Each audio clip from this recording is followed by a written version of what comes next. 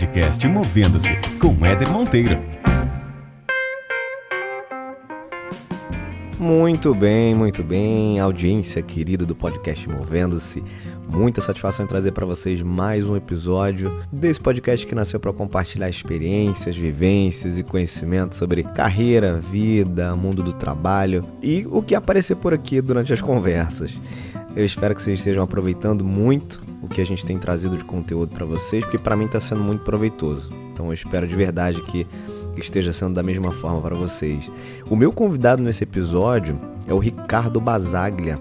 O Ricardo ele é diretor-geral da Michael Page no Brasil e ele possui anos de estrada aí no mundo de seleção de profissionais, executivos, o famoso Headhunter, né? Eu e o Ricardo, a gente trouxe para vocês um bate-papo muito legal. Falamos sobre alguns temas como as principais mudanças no atual mercado de trabalho, no atual mundo do trabalho, sobre o protagonismo na busca por uma vaga dentro das empresas, dentro dos processos seletivos, sobre o que é preciso fazer para evoluir na carreira, do ponto de vista de desenvolvimento. Enfim, muita coisa boa aí nesses próximos minutos para você aproveitar. Então aumenta o som e bora ouvir.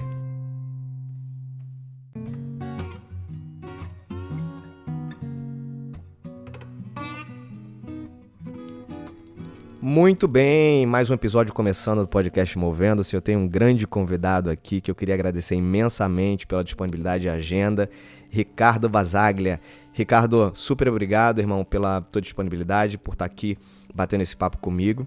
E eu queria que você se apresentasse aí, sem falar o que você faz. Depois a gente chega nesse já é uma praxe do podcast Movendo-se, a apresentação pessoal de fato, né? Sem entrar no mundo profissional, pelo menos agora. Poxa, primeiramente, Éder, obrigado pelo convite, é um prazer aí participar desse podcast aí, poxa, acho que você tem feito um ótimo trabalho aí, trazendo ótimos insights, então eu fico muito feliz de poder contribuir. Meu nome é Ricardo Bazzaglia, tenho 39 anos, casado já há 18 anos, pai do Felipe de 1 ano, um curioso, legal, assim, de querer conhecer tudo o que for possível, ter o maior número de experiências e apaixonado por desenvolvimento humano. Sensacional, muito bom. Temos muita coisa em comum então, Ricardo. Mas olha só, cara, você tem hoje atuado muito dentro do mercado de desenvolvimento humano e a tua principal atividade, já entrando então nesse mundo do trabalho em si, a tua principal atividade hoje é diretamente com pessoas, né? Conta um pouco do que você faz hoje, Ricardo, para a gente entender aí qual é a dimensão de impacto da sua atividade atualmente. Bom, Éder, eu estou há quase 15 anos trabalhando na Michael Page, que é a maior empresa de recrutamento do Brasil, uma das maiores da América Latina e do mundo, de origem britânica. Nós somos hoje uma equipe de mais de 200 headhunters. A Legal. gente entrevista pouco mais de 6 mil executivos por mês, presencialmente falando, são quase 100 mil executivos por ano que nós entrevistamos. Caramba. Com isso, nosso principal papel é contribuir e ajudar, né, as empresas a encontrarem o executivo certo para a posição certa. E acho que no mundo em plena transformação, um grupo já de 40 anos, aqui no Brasil a gente está há 20 anos, e nessa liderança o desafio é como acompanhar o mercado, acompanhar os anseios dos executivos e aí com isso garantir um encaixe aí que seja benéfico para os dois lados. O famoso Headhunter. Sim, sim. Ricardo, você há 15 anos nesse papel, certamente vivenciou algumas mudanças e acompanha algumas tendências, né? Quando você olha lá para trás, quando você começou nesse ramo e quando você começou na Michael Page e enxerga o mundo hoje, o que tem de principal mudança, na tua opinião, nesse ambiente de trabalho, de carreira, de desenvolvimento, Ricardo? Olha, talvez eu começaria assim, se a gente for olhar, o ambiente de recrutamento é um ambiente que passa por uma disrupção, já que essa é a palavra aí que a gente usa para descrever hoje, desde que ele existe. Uhum. Há 40 anos atrás, o modelo de negócio era colocar um anúncio no jornal de domingo, no Financial Times, esperar uma semana para que as pessoas mandassem o currículo para uma caixa postal física, né, lá nos Correios. A partir daí você pegar aqueles currículos, fazer uma triagem na mão e depois mandar um telegrama para as pessoas que você queria falar por telefone em casa. Então, na hora que a gente fala, a gente olha dessa forma, né? Depois, obviamente, com a evolução, todo mundo tem um telefone em casa, fax para receber currículo, mas o currículo desaparecia depois de 3 meses, né? Aquela tinta do fax horrível, celular, enfim, toda a tecnologia avançando para o que a gente tem hoje, com inteligência artificial, redes sociais, learning e tudo isso. naturalmente existe uma adaptação também do que a gente enxerga do ambiente de trabalho, né? Claramente, talvez uma das formas que a gente tem de definir é um ambiente onde a escolha passou da mão do empregador para cada vez mais para a mão do empregado. Então, se a gente olhar 500 anos atrás, a gente não podia escolher religião no nosso governante. Há pouco mais de 100 anos, minha bisavó possivelmente teve pouco poder de escolha para escolher o seu marido.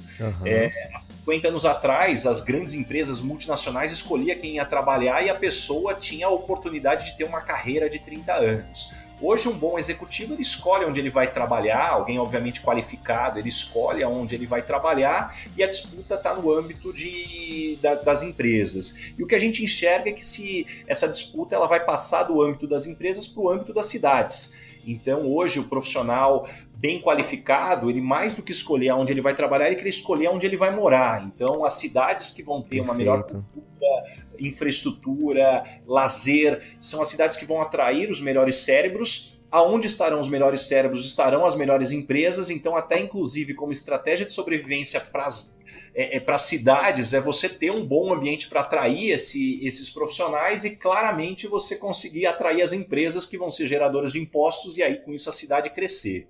E dentro do ambiente de trabalho, claramente a gente vê um ambiente onde antes você conseguia dividir muito bem o que era a vida pessoal, o que era a vida profissional. Então talvez se você não fosse tão feliz na vida profissional, ok, desde que você tivesse as oportunidades que você buscava.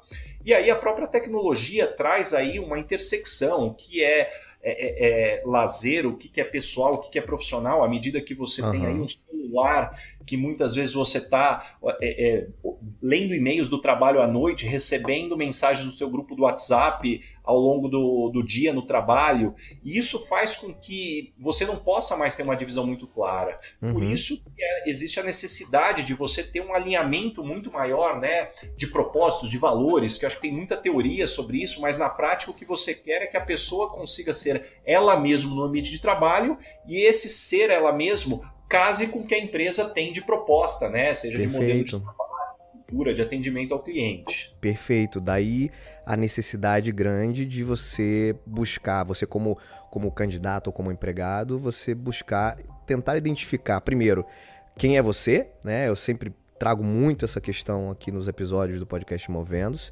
entendendo onde é que você se encaixa melhor, né, a partir dos seus valores, dos seus princípios e do que você acredita como visão de vida e propósito, e também começar a entender melhor como é que funciona cada empresa, né? Acho que por trás de uma oferta de trabalho existe muito mais coisa que nem sempre o candidato consegue ou eventualmente até se preocupa em entender melhor do ponto de vista cultural, inclusive, daquela empresa. Será que essa empresa... Porque a gente sempre fala, e eu como faço parte um pouco desse universo também de RH, né, Ricardo, a gente sempre fala que, puxa, eu preciso encontrar uma empresa que seja aderente aos meus valores. Agora, a grande dificuldade que as pessoas ainda têm é saber encontrar essa resposta, né? Como é que eu sei se uma empresa está aderente ou não aos meus valores, ao meu propósito, aos meus princípios? E acho que pegando um gancho em tudo que você falou em relação à tecnologia, à quantidade de informações, ao mundo que a gente vive hoje, talvez a gente tenha hoje um nível de abrangência na quantidade de informação disponível muito maior do que existia antes. Então hoje, para eu saber se uma determinada empresa, que eventualmente eu nunca tive contato com ela antes, se aquela empresa tem a aderência aos meus princípios e valores, hoje é muito mais fácil, né? Hoje eu consigo aí acessar um Love Mondays da vida, eu consigo encontrar no LinkedIn ou alguma outra rede social algum amigo de um amigo que já trabalhou nessa empresa, que vai poder me trazer alguns elementos que num processo seletivo eu provavelmente não conseguiria, né, obter. Então acho que isso também tem acontecido, né, Ricardo? Acho que o grande aspecto aí nesse ponto-chave do que você colocou, Éder, é o protagonismo que é necessário para que o profissional tenha sucesso, porque antigamente as coisas eram muito mais formatadas e enlatadas. Então você queria seguir uma carreira na área financeira, você ia fazer lá determinada faculdade, determinada pós-graduação MBA, porque você ia lá buscar aquele conhecimento de uma universidade de renome, você confiava naquele currículo que aquela universidade trazia, no que os professores colocavam, e a partir daí você estava pronto ao mercado. Então hoje, dentro dessa dinâmica dinâmica desse protagonismo, o que é exigido é que o profissional primeiro se conheça, e nessa questão de propósito e valores, acho que tem um ponto que muitas vezes também não fica claro para os profissionais, que ele é uma via de mão dupla, né? Porque à medida que você conhece e fica claro o que você busca, também é importante que você entenda o que esses propósitos e valores trazem como pontos fortes para que você contribua para a empresa, né? Porque muitas vezes eu vejo aí uma confusão, não, então é isso que eu quero, então agora eu preciso encontrar a empresa que vai me dar. Tudo bem, e o que você vai dar em troca? Porque esse alinhamento é necessário para que seja uma relação onde todos possam ganhar. E ainda dentro dessa dinâmica aí do protagonismo, é cada vez mais importante que o profissional entenda, né, quais são as dores da empresa, os principais projetos, os gargalos, para que a partir da experiência que ele tem, como ele pode contribuir. Um dos erros que eu vejo em processos seletivos é que hoje, se eu puder fazer uma analogia aqui simplista, Éder, os profissionais quase que ao descrever a sua carreira, é quase como aquele vendedor antigo que abriu o portfólio te oferecendo um monte de produto e serviço que está ali naquele portfólio, mas não necessariamente é o que a empresa precisa.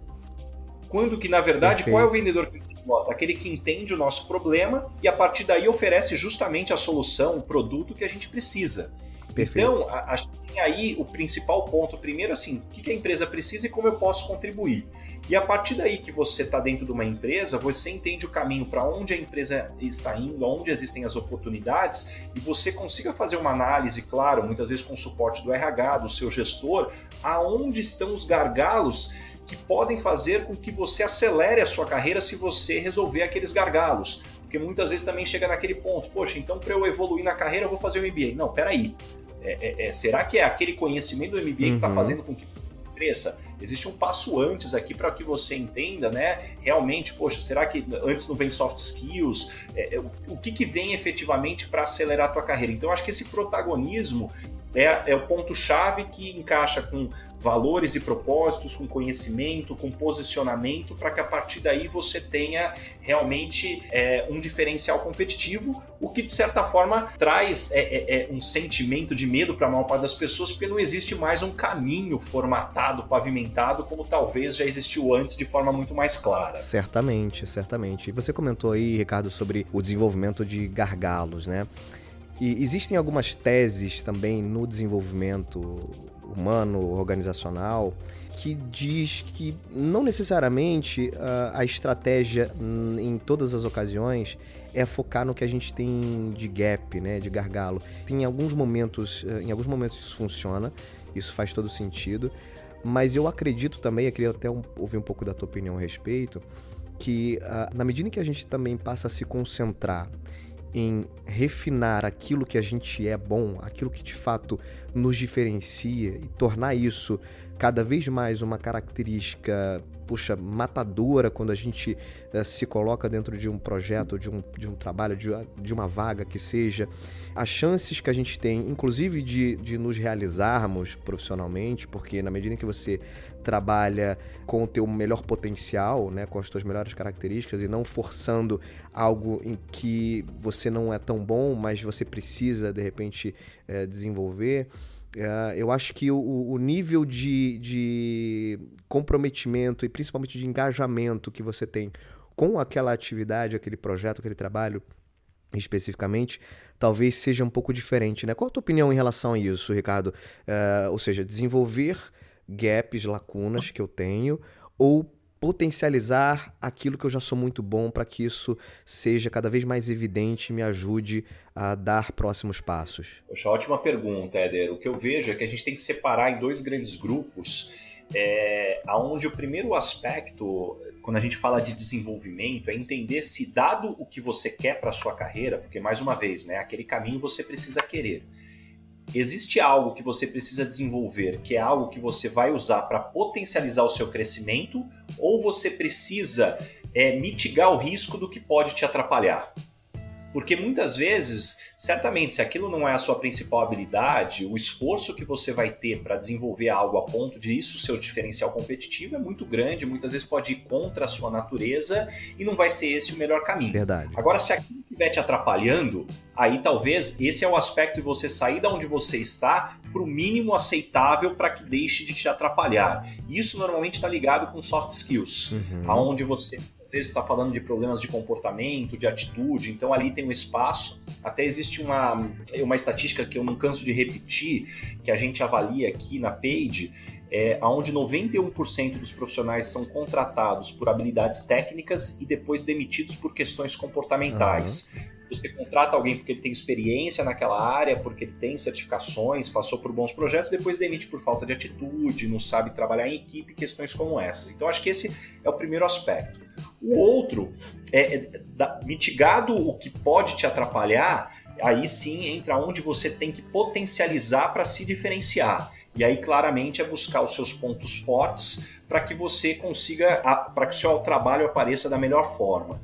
E aí, quando a gente fala só desse primeiro aspecto de mitigar os riscos, são os famosos career blockers. É como ficar o seu career blocker, que é aquilo que está te atrapalhando de crescer, porque senão você vai estar fazendo um monte de aspectos de desenvolvimento, só que é aquilo que está te segurando, né? Perfeito. E do ponto de desenvolvimento, acho que tem uma questão de conhecer, né?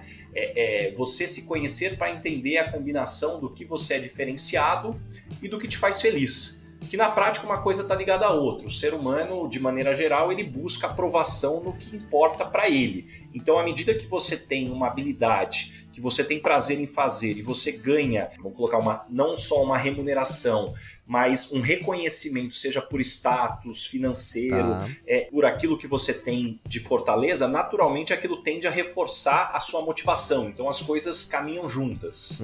Maravilha, acho que tem tudo a ver. De fato, os bloqueadores de carreira, que na medida em que você desenvolve um pouco, especialmente alguns soft skills, ele te habilita para um próximo passo, ainda que não seja algo que faça com que você seja alguém diferenciado em função daquela competência. Mas o simples fato de você dar atenção a ela te habilita a um próximo passo, porque se ela tiver um nível tão baixo, você não consegue, por mais que você tenha outros ótimos skills e ótimas competências, algumas delas são tão básicas que se você não tiver um nível ali aceitável, é difícil que você consiga progredir, né? Exatamente. E aí dentro desse aspecto entra o autoconhecimento, né? O que ferramentas você tem utilizado para se desenvolver, para identificar os principais pontos, né? Como você reage a feedbacks. Então, esse é um ponto que eu sempre falo com ênfase, né? Como é que você está lidando com feedbacks? Porque quanto mais reativo, querer justificar, querer mostrar um outro ponto de vista para alguém que está te dando um feedback, menor a chance dessa pessoa continuar te dando feedback. Total. Feedback sempre deveria agradecer, né? Eu costumo dizer que quando você para de receber um feedback, aí sim existe um problema, né? Porque quer dizer que a pessoa desistiu de você. Isso vale inclusive para casamento e namoro, né? Você parou de receber feedback, se coça aí porque a pessoa talvez não está querendo mais te ajudar aí no desenvolvimento. Exato, cara. Eu falo sempre, costumo dizer que o feedback, ele é a principal ferramenta geradora de autoconsciência, né? Porque a gente não tá fora do nosso corpo nos observando e vendo como é que a gente reage, como é que a gente se comporta, o que a gente diz e como é que as coisas acontecem.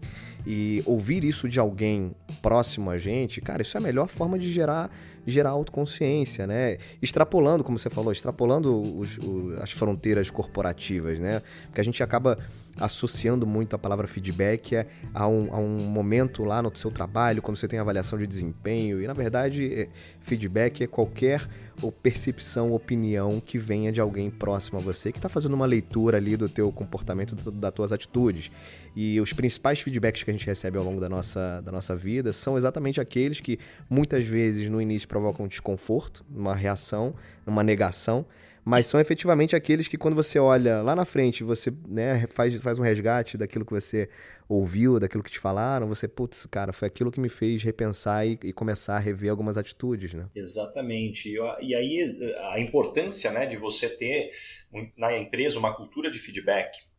onde você possa efetivamente criar uma relação de confiança, porque ela impacta, inclusive, em outro aspecto, que é um dos principais gargalos nas empresas e no desenvolvimento dos executivos, que é não desenvolver a vulnerabilidade. A maior parte dos executivos, de alguma forma, até pelo modelo mental que existe na maior parte das organizações, eles são formados para tentar ser super-heróis.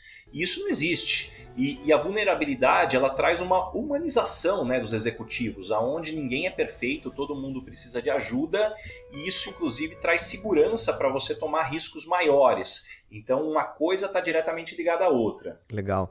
Ô, Ricardo, você, ao longo desses anos aí de carreira, já entrevistou centenas de pessoas, de executivos, enfim. Se você tivesse que traçar um panorama aí, um termômetro de satisfação de carreira, por que na tua opinião, e se de fato isso se confirma, né, existem tantas pessoas insatisfeitas com as suas carreiras, insatisfeitas em seus trabalhos? Eu vejo alguns pontos, acho que o primeiro deles, que eu vou passar rapidamente porque a gente já falou bastante, que é o autoconhecimento. Uhum. Então, acho que a pessoa que não sabe o que quer, ela pode ser uma eterna insatisfeita. Legal. Porque muitas vezes o erro que eu vejo do profissional ele pode ter 10 coisas que ele adora na empresa e 2 que estão faltando.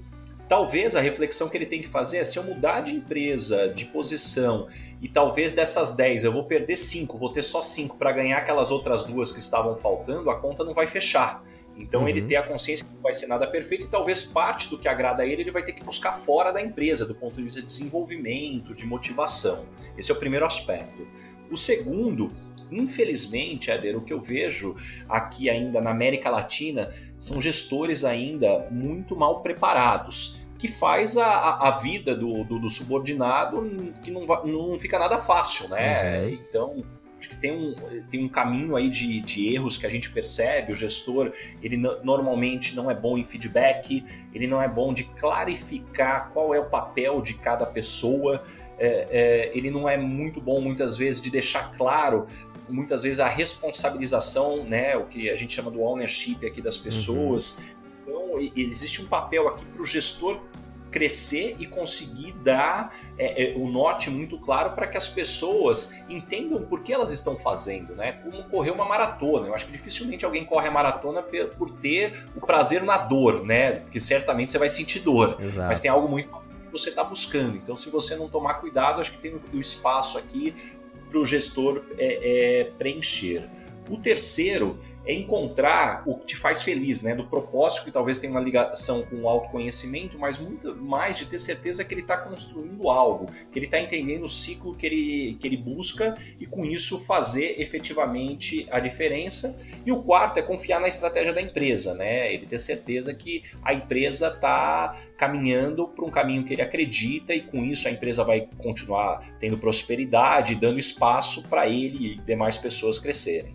Maravilhoso. Eu adicionaria um aspecto quando você fala sobre a liderança mal preparada, e eu concordo com você. Acho que continua sendo um grande desafio, já não é de hoje, mas talvez hoje isso tenha ganhado uma proporção um pouco maior do que no passado, mas continua sendo um grande desafio a gente ter lideranças mais preparadas, né? E eu tenho trabalhado o tema inteligência emocional aplicado à performance, especialmente de que forma o desenvolvimento desse soft skill na liderança traz uma diferença no modelo de gestão e no dia a dia. E uma das características essenciais que eu adicionaria a isso que você falou é a capacidade de empatia, né? Acho que o ownership ele é fundamental, acho que para você conseguir ter um time com você e ter clareza, né, nas entregas, acho que o ownership ele é fundamental. Mas eu diria que também adicionando aí empatia nesse processo, ou seja, na medida em que esse líder ele começa a entender melhor as emoções do seu time, a se colocar muitas vezes no lugar de pessoas que provavelmente têm até estilos e personalidades diferentes da dele, mas ele começa a compreender um pouco melhor que pessoas funcionam de maneira diferente e vai ser sempre assim, né? Isso vai funcionar também com seus pares, ele vai começar a entender também um pouco melhor e se colocar no lugar dos seus pares. Eu acho que falta muito no processo de liderança, Ricardo, empatia. Acho que na medida em que a nossa liderança começa a desenvolver mais essa característica, muita coisa vai começar a mudar, pelo menos eu acredito nisso. Eu concordo muito contigo, Éder, e aí muitas vezes até em palestras eu faço questão de deixar claro que a questão da empatia, além dela ser fundamental, a gente tem que tomar muito cuidado para não confundir empatia com simpatia. Perfeito. Talvez uma característica do gestor latino é querer ser mais paternalista do que deveria. Aliás, ele não deveria ser paternalista, só colocando da forma correta. Aonde muitas vezes a classificação, se eu tenho um bom gestor ou não, ela é baseada na relação que eu tenho com o gestor e não no quanto ele me desenvolve, no quanto ele ajuda eu a entregar os objetivos. Não, se o gestor é simpático comigo, ele cuida de mim, ele é um bom gestor.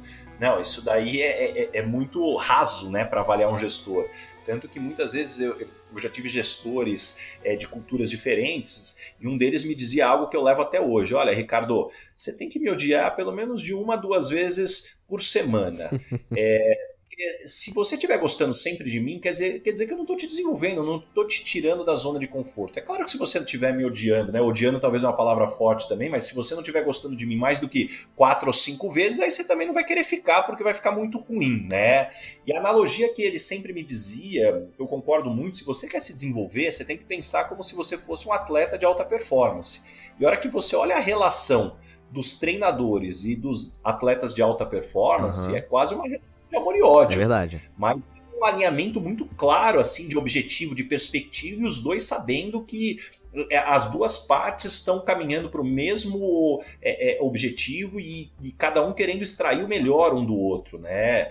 E essa acho que é uma relação interessante de você analisar. E mais uma vez, ninguém quer ter um ambiente onde você tem discórdia, onde você tem problemas, mas toda unanimidade costuma ser limitada. Então, assim, você, no mínimo, ou quando você tem uma unanimidade, ou você não tem diversidade de ideias, ou você tem pessoas que não estão sendo ouvidas por algum motivo. Sem dúvida, muito bom. Você, como um apaixonado por desenvolvimento humano e com uma trajetória grande aí nessa área de hunting, de searching, recrutamento, enfim, você passou já por muitas situações na tua vida, né, Ricardo? Mas de onde vem o Ricardo aí profissional? Conta um pouco pra gente da tua origem, da tua trajetória até esse momento em que você se encontra hoje já mais maduro na tua carreira, já com um olhar diferente sobre o mundo do trabalho. Como é que começou? Dá um overview rápido aí da tua carreira. Poxa, Éder, eu vou contar a minha carreira e eu acho que vai ficar claro para as pessoas que, apesar de hoje eu falar tanto de carreira, talvez eu seja o exemplo de alguém que não soube planejar a carreira. Eu sou formado em análise de sistemas. Até os meus 20 anos de idade eu tinha convicção que eu ia ser um programador, porque eu era muito tímido. Sim. E para mim, como eu tinha muito receio de falar com as pessoas, eu queria trabalhar dentro de um data center com fone de ouvido gigantesco, programando ali para ter o meu canto. E eu acho que isso só mostra que dificilmente hoje você consegue saber o que você vai querer da vida, né, aos 20 anos de idade, né? Antigamente talvez a gente fazia o plano de carreira como o antigo Garmin, né, que não importa o que acontecesse, aquela rota era fixa. Hoje o plano de carreira é muito mais pro Waze, né? Você vai ouvir um recalculando algumas vezes, você vai ficar com medo, né? Pô, será que é a melhor rota ou não? Vai descobrir novos caminhos. E aí, à medida que eu acabei me formando com 20 anos, eu sou de São José do Rio Preto, uma cidade do interior de São Paulo, me mudei para São Paulo na sequência, trabalhei por 3 anos numa empresa de telefonia móvel como gerente de projetos, acabei descobrindo que lá a área técnica não me preenchia, depois fui para a área comercial de uma consultoria de tecnologia por 3 anos, e aí talvez ali eu comecei a me identificar um pouco mais, poxa, a área comercial, relacionamento com pessoas, me deu vários insights de, poxa, por qual motivo eu achava que eu deveria ser aquele perfil, enquanto na prática eu estou me descobrindo muito feliz num perfil quase que oposto. E aí quando surgiu a oportunidade de trabalhar na Michael Page há quase 15 anos atrás, para mim foi uma outra grande mudança, né? Poxa, Headhunter, né? Poxa, que eu vou fazer? E aí a Paid tem um modelo super interessante que a gente contrata pessoas que vêm da área ao qual recrutam. Então são engenheiros advogados recrutando advogados, e aí a gente traz essas pessoas com essa experiência na área ao qual recrutam e a gente ensina essas pessoas a recrutarem dentro do nosso modelo.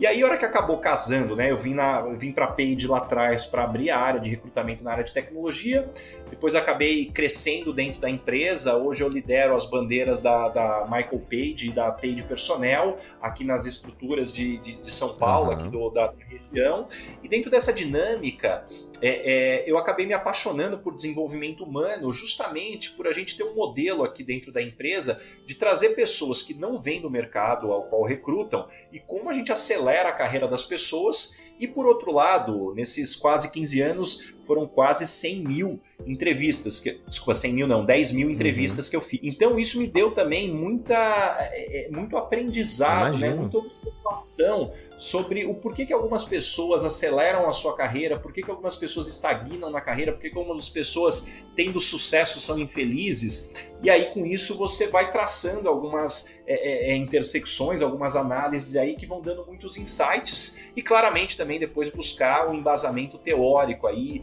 fazer um mestrado, fiz um módulo em Yale e outro em Shanghai, e fui buscar, obviamente, essas diferenças culturais. Claro. Isso acabou me tendo aí toda essa curiosidade e interesse por desenvolvimento humano. Muito legal. E hoje você tem, de alguma forma, tenho te acompanhado aí nas redes, você tem buscado também gerar impacto com teus conteúdos, né? Além da tua rotina aí de entrevistador e de reuniões que você participa, né? De onde vem essa tua vontade por compartilhar conhecimento e conteúdo, Ricardo? Olha, há muito tempo que eu buscava uma forma de realmente conseguir impactar um maior número de pessoas e buscava qual que seria o melhor canal, qual que seria o melhor modelo para isso. E dentro dessa dinâmica, eu tenho muitos amigos que já estão dentro do mundo do digital, que há muito tempo me cobravam, pô, Ricardo, acho que tem tudo a ver o teu conteúdo, você disseminar nas redes sociais. E aí, por acaso, eu acabei encontrando um modelo no Instagram que tem funcionado muito com perguntas e respostas, com posts. E é um negócio muito novo, eu estou descobrindo. Eu até brinco com o pessoal, falo assim, gente, me deem feedback. Eu estou parecendo aquele tiozão que comprou uma Harley e usa no final de semana e se acha modernão. Pô, há 6 meses atrás, acho que eu tinha 400 seguidores, com meia dúzia de posts só do que eu tinha feito com a família. E, poxa, em 6 meses... passando aí de 40 mil seguidores aí, eu estou ainda entendendo a melhor forma aqui, mas acho que na prática tentar entender quais são as principais dores, né, que as pessoas vêm tendo, e esse modelo de perguntas e respostas ajuda muito, e desenvolver também a minha habilidade de ser objetivo, né, porque ali escrevendo você não tem como se prolongar, né, então como você dá uma resposta rápida que deixa uma lição ali, uma fórmula que a pessoa pode aplicar ali e ter sucesso, porque eu acho que também nesse mundo de gestão é muito fácil você cair numa profundidade que muitas vezes deixa as pessoas sem a lição do que ela tem que aplicar no dia seguinte. E isso não deveriam ser coisas concorrentes e antagônicas, né? Acho que você pode dar uma lição e depois você entender o porquê com profundidade você deve seguir aquele caminho, né? E por outro lado, muitas vezes eu vejo caminhos diferentes, você tem lições rasas sem entender o porquê e que não necessariamente funcionam, ou teorias muito complexas que a pessoa que não tem aquele interesse de tão profundo não consegue tirar a lição de para onde ela deveria caminhar. É verdade, eu concordo com você, falta muita objetividade e clareza em alguns conteúdos, e na medida em que você torna algumas informações ou conteúdos com uma característica rasa, né, como você disse, lições rasas, você acaba gerando um estímulo naquela pessoa, naquela tua audiência, em quem está te ouvindo, te lendo, enfim, te assistindo. Mas efetivamente é difícil que você consiga provocar alguma transformação naquela pessoa. E às vezes você pode provocar até uma certa frustração, porque você gerou o estímulo, aquela pessoa não foi capaz de realizar aquilo ali, de digerir aquilo ali da forma como deveria, e aí ela volta para um outro estado, até talvez pior do que ela estava antes de ser tocada por aquilo, né? Que inclusive hoje é o grande problema das discussões sobre coaches, né? Acho que a gente vai entrar num tema polêmico aí. Sim. Mas a grande verdade é que o trabalho de coach é um trabalho extremamente sério. Sim. Existem pessoas aí com muita experiência. Eu mesmo já passei por um processo de coach por 2 vezes ao longo da minha carreira, com pessoas muito hábeis. Agora, claramente, a forma como essa carreira, se a gente pode chamar dessa forma, foi desenvolvida no Brasil, né? Você está colocando pessoas muito rasas querendo impactar a vida de pessoas, e isso é muito perigoso, né? Sem dúvida. Tem até uma piada nesse mercado que diz que todo mundo que faliu paleta mexicana virou coach, né? Então... Essa eu nunca tinha ouvido. Temos que tomar cuidado, assim, mais uma vez, é uma profissão muito séria, que exige muito cuidado, uma formação muito profunda para que ela tenha o resultado que ela se propõe a ter. Exato. Bom, eu sou suspeito também, já fiz um processo de coaching, sou certificado como coach também, tenho uma certificação e tenho acompanhado esse movimento do mercado. E assim, eu acho que tem espaço para todo mundo, desde que você tenha a humildade de se aprofundar e de dedicar tempo para compreender os principais elementos, os principais conceitos que envolvem essa profissão e estudar muito, né? Acho que não é com uma formação aí de 5 dias que você consegue efetivamente provocar impacto na vida das pessoas. Acho que exige um nível de profundidade maior do que isso, né? E mais tempo do que isso. Mas acho que todo mundo é capaz de, ao se dedicar e se comprometer com essa atividade, é sim capaz de exercer essa profissão. E quem está do outro lado precisa também entender quem são esses possíveis coaches e fazer uma leitura do melhor profissional para você contratar, porque de fato a ferramenta em si e o percurso provocado por uma relação dentro de um processo de coaching, ele é muito rico, né? Você passou por ele, eu também passei, e realmente é algo que transforma muitas carreiras e muitas vidas, enfim, quando bem feito. É a forma como nasceu o coach, né? Acho que hoje se fala muito, mas pouca gente vai buscar a origem, né? O coach, ele tem um aspecto super interessante, que ele foi desenvolvido pela Academia de West Point, nos Estados Unidos, né? Que é a academia militar mais famosa, né? Onde saem aí os principais políticos, executivos do mundo, além naturalmente dos militares, que depois dos Estados Unidos perderem a guerra no Vietnã, eles identificaram que o principal erro é que eles treinavam pessoas para comando e controle em terrenos planos, e quando eles caíram ali no Vietnã, em terreno pantanoso, onde você perdeu o comando e controle porque as pessoas se dispersaram, as pessoas não sabiam o que fazer. E isso fez com que eles perdessem a guerra. E aí, voltando, eles entenderam que o melhor momento, a melhor forma era você ter esse processo de coach para que as pessoas pudessem ler o cenário, tomar as decisões de forma adequada. Daí, inclusive, você tem hoje desenvolvimento de equipes como SEALs, que são caras super treinados ali de aspectos. Então, assim, tem toda uma profundidade por trás, né, que vai além, talvez, do que a gente colocou do raso da motivação.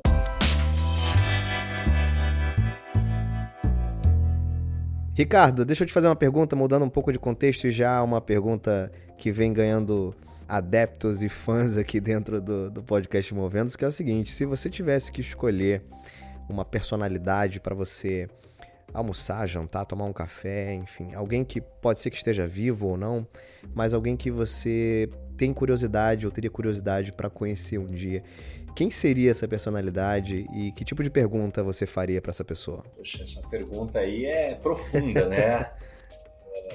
Eu acho que a gente pode falar de muitos aspectos aqui, de muitas pessoas, mas sem querer colocar o cunho religioso, mas talvez só uma pessoa até hoje conseguiu dividir o tempo em 2, né? Que foi Jesus Cristo, né? Antes e depois dele. Então, a quantidade, a legião de pessoas que ele levou, acho que sempre me intriga do ponto de vista histórico e de liderança e de comportamentos, né?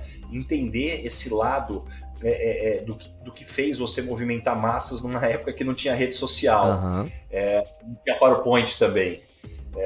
Mas acho que a lista seria grande. Eu acho que você tem lideranças que cada uma puxa para um aspecto, e talvez também tenha um outro ponto, não querendo fugir da sua pergunta, mas quanto mais você cresce, é natural que você não tenha apenas uma referência, mas você queira fazer um combinado, né, das referências de algumas pessoas. Poxa, Eu que estou agora me aventurando em mídia social, entendendo aqui, pô, adoraria entrevistar o Gary Vee, pô, acho esse cara fantástico, verdade. Dentro dessa dinâmica.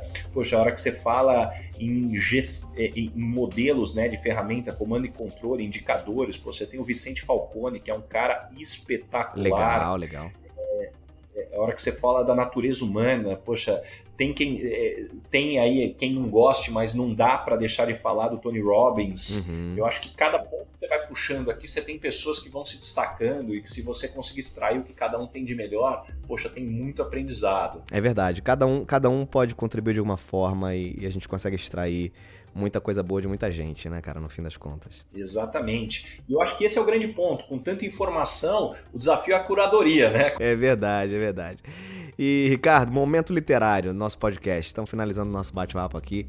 E eu queria que, se você puder, indicasse alguma literatura que foi importante para você, algum livro que te marcou, que você possa compartilhar aí como dica para outras pessoas também lerem. Olha, um livro que me marcou certamente foi Como Fazer Amigos e Influenciar Pessoas. Legal.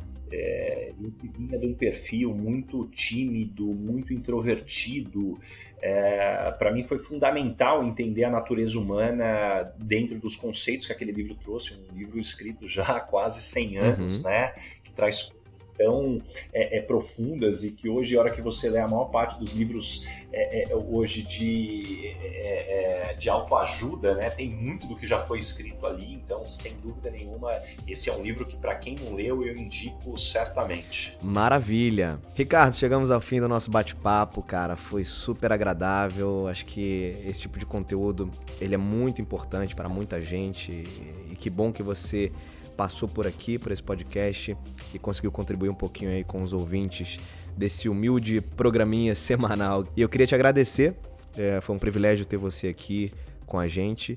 Como é que as pessoas podem te encontrar? Você que agora está aí já compartilhando bastante conteúdo, fala como é que as pessoas te encontram nas redes sociais. Poxa, Éder, só reforçando, obrigado primeiramente pelo convite, poxa, é um prazer estar aqui. Eu acho que com tanta coisa que é produzida de maneira rasa, a hora que você encontra um programa como o seu, que vai com tanta profundidade, que eu acho que traz dois aspectos super bacanas, que é usar o seu networking para trazer pessoas com histórias diferentes, e com aprendizados, e ao mesmo tempo a capacidade que você tem aí de sintetizar aí perguntas que vão no gabarito, se eu posso definir dessa forma aí. Legal. Então, parabéns aí pelo seu trabalho. E quem quiser acompanhar um pouco mais do trabalho que eu venho desenvolvendo, poxa, vai ser um prazer que vocês me sigam no Instagram. O meu username é Rick Basagra, então me encontrem lá. Poxa, eu tento responder todas as mensagens que eu recebo. É realmente uma oportunidade para estar interagindo com todo mundo. Maravilha, então fica aí o recado. Obrigado de novo, queria agradecer a todo mundo que está ouvindo a gente pela audiência, pelos feedbacks que vocês têm dado. Lembrando que qualquer sugestão, indicação de alguém para conversar aqui comigo, podem mandar pelas redes sociais ou pelo e-mail eder.monteiro@movendo-se.com e vai ser um prazer me manter conectado com todo mundo. A gente fica por aqui, um grande abraço a todos e até mais!